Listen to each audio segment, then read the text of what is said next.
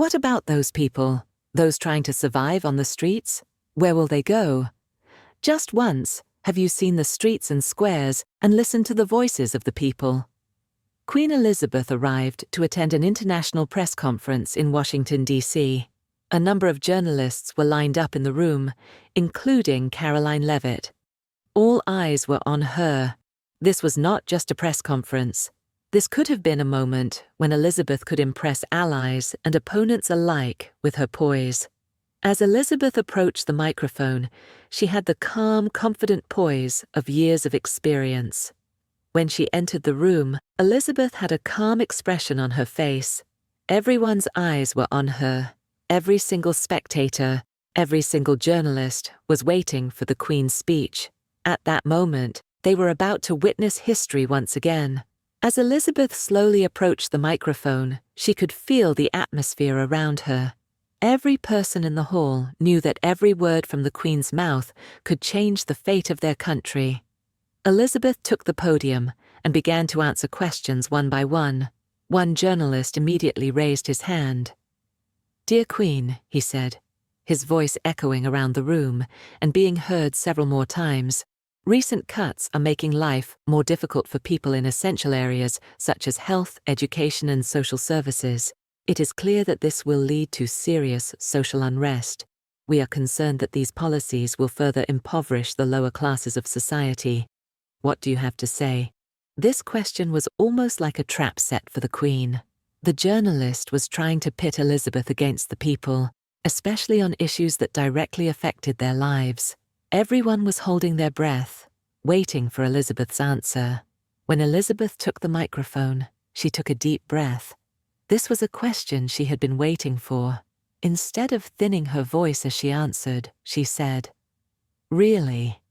in a sharp tone. "Then, do you really understand the suffering of the people?" he continued. "I don't think you understand that this government is trying to end the worst economic crisis in years. You may claim to be the voice of the man in the street, but I am a leader who will shape the future of this country. My responsibility is to see the future and to show this people the truth, to wake them up with difficult decisions." The confidence and courage in his voice created a deep silence in the hall. But for the journalist, there was still one more unanswered question. "But Queen Elizabeth, you are really ignoring these people," he shouted, raising the microphone again. Elizabeth did not take her eyes off the journalist. Her eyes were like the eyes of a warrior. There was no reflection of emotion. There was only a sharp look and a determined stance.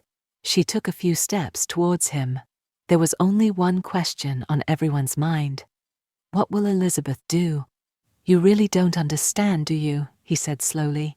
She was now sending a message, not only to this journalist in front of her, but to the whole hall. The real pain comes when you never focus on the real problems. People's pain is increased at these press conferences by questions like the one you have just asked. But unfortunately, such questions, far from finding solutions, only lead the public further into darkness. While all eyes in the hall were watching Elizabeth's every move, the journalist was preparing herself to answer. However, Elizabeth's gaze, every word and every gesture, was overwhelmingly on the journalist. Elizabeth finished her unfinished sentence and said, "I must say once again, our government aims to lead the people into the future, so I have to remind you again, in a way that you can easily understand, that we have to defend the people not only for your own interests, but also for the good of the country." Everyone in the room was very tense. The journalist didn't dare to say a word. Every word Elizabeth said was as sharp and effective as a knife. After a few seconds of silence, another journalist stood up. His gaze was harder, more rebellious than his friends. "Your Majesty, then," he said. His voice trembled from the earlier argument, but somehow he recovered. "What about those people, the ones trying to survive on the streets? Where will they go? Have you, just once, seen the streets and squares and listened to the voices of the people?" Elizabeth took a deep breath. At that moment, she was aware that all eyes were on her. But this realization made her even stronger. "Do you think I haven't seen the streets?" she said, her voice sharp but unwavering. "Don't you think I know those who live there, those who struggle?" "Of course I do, but the streets won't save anyone. It's a maze of aimless mingling, a labyrinth with no exit. True salvation is only possible when someone points the right way, and I'm the one who will show them the right way." The journalists received their answers and sat down without saying another word. Elizabeth, keeping her composure in the room, turned to the other journalists. The others were more attentive than ever to the resolute stance they faced. "Are there any other questions now?" she asked. At this point, Elizabeth's voice had the quiet authority of years of experience.